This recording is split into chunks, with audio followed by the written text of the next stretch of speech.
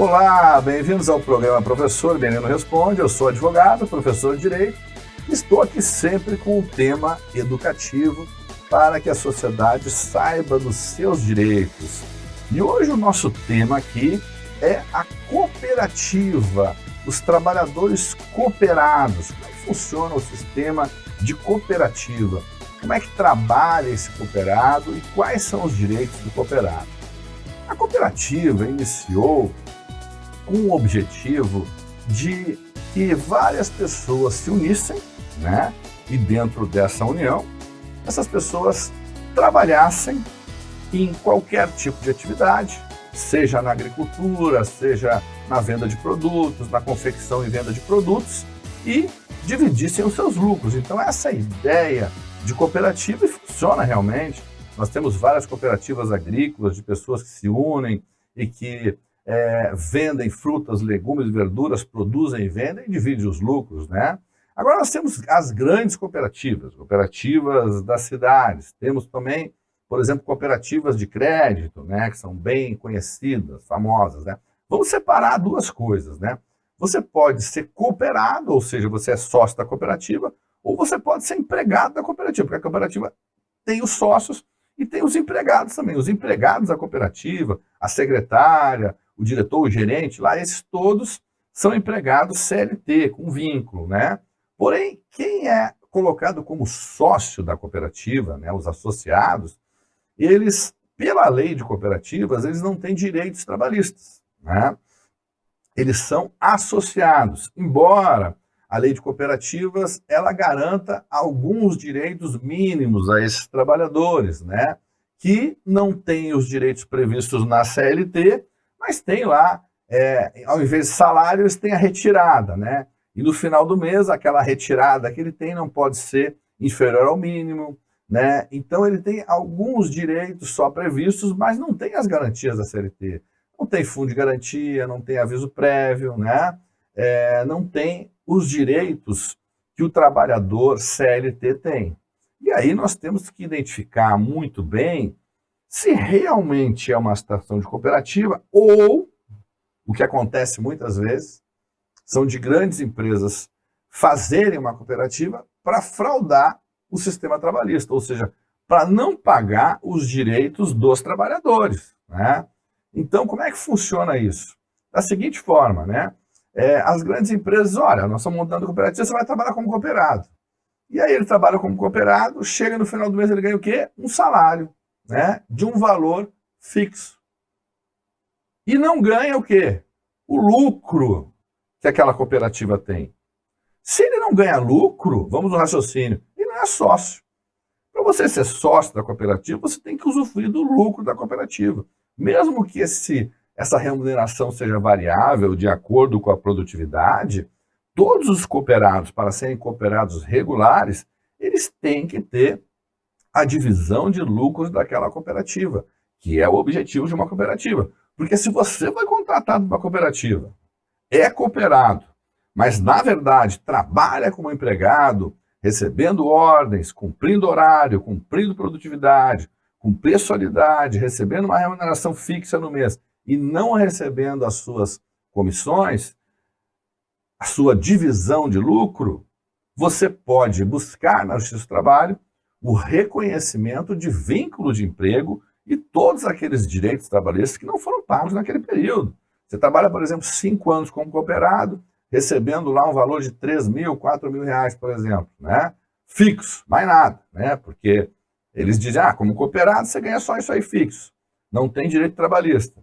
E aí o juiz do trabalho, verificando que você tem os requisitos da relação de emprego, é claro, que tem que se provar que você trabalhou naquela cooperativa e a forma do trabalho por meio de testemunhas, colegas que trabalharam naquela cooperativa. Se for comprovado ao juiz do trabalho, por meio de testemunhas, que embora você fosse cooperado, né, trabalhasse na cooperativa, mas que na prática, né, vamos dizer, na teoria você tem um contrato de cooperado, mas na prática você trabalha como empregado. E aí nós temos o direito ao princípio da primazia da realidade, onde vale mais os fatos do que aquilo que consta nos documentos formais. Dentro disso, o juiz vai avaliar o quê? aquele documento, aquele contrato de cooperado? Não, ele vai avaliar justamente a prática do que acontecia no dia a dia, de como que aquele trabalhador trabalhava, de como aquele trabalhador recebia a sua remuneração. Se ele realmente era sócio, se ele tinha a participação nos lucros, ou se ele era um mero empregado da empresa, disfarçado como cooperado pelo empregador, para quê? Para não pagar, para omitir os seus direitos trabalhistas. E se o juiz, por exemplo, reconhece vínculo de um empregado que ganha R$5.000, um cooperado que ganha R$5.000, passa a ser reconhecido como empregado, ele vai mandar pagar desses 5 anos férias sobre 5 mil, de 5 anos, né, são 5 férias, com mais um terço, 13º, 5 13º de 5 mil, só que tem 25 mil, mais juros e correção monetária, né?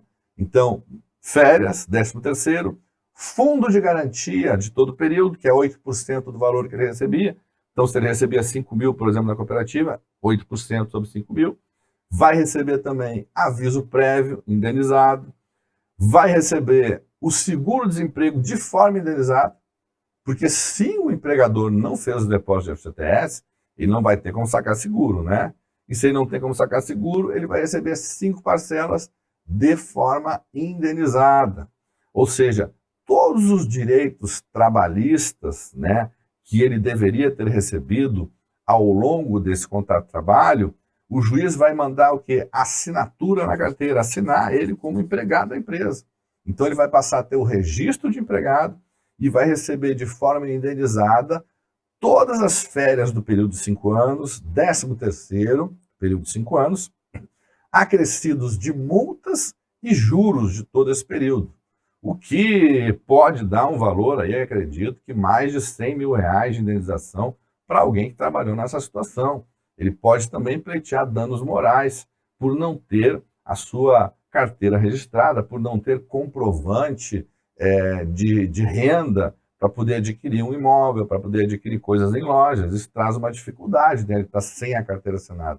Então, isso pode gerar também um dano moral, além das multas que são pesadas, né? Então, dentro da Justiça do Trabalho, o processo demora quanto tempo? Às vezes demora 2, 3, 4 anos. É claro, o empregador pode fazer um acordo, né? Então, vai lá o cooperado e o diretor da cooperativa e faz um acordo, paga lá da quitação e quita tudo. Mas também pode não haver acordo pela categoria e seguir o processo até o fim. O processo trabalhista hoje leva em torno aí de, até, vamos dizer, se a empresa recorre, faz todos os recursos, pode levar de 3, 4, até 5 anos para o efetivo pagamento. E aí você coloca mais ou menos juros de uma média de 1% ao mês, que é mais ou menos o juro da Justiça do Trabalho. Talvez um pouco menos, né? É um juro variável. Mas imagina, bota uma média aí de 10% de juros ao ano. Aí nós temos o quê? 5 anos de ação correndo, nós temos 50% de juros em cima do principal. E aí as pessoas perguntam, por que o processo trabalhista dá um valor tão alto? Por que o empregador acaba pagando um valor tão alto no final? Porque além de todas aquelas verbas que são calculadas pelo perito contador, além das multas, tem juros que podem chegar, em média, até 50% do valor principal. Então, uma ação dessas, ao qual o cooperado trabalhou 5 anos, sem carteira assinada, ganhando, por exemplo, uma média de R$5 mil, ele pode ganhar, com certeza, mais de R$100 mil de indenização no final do processo, né? Pode buscar isso na Justiça do Trabalho, levando as provas, testemunhas, geralmente colegas que trabalharam com eles, que vão comprovar que ele efetivamente, embora tivesse um contrato de cooperado, trabalhava como empregado, né? Hoje nós vamos encerrando aqui o nosso programa. Espero que vocês tenham gostado.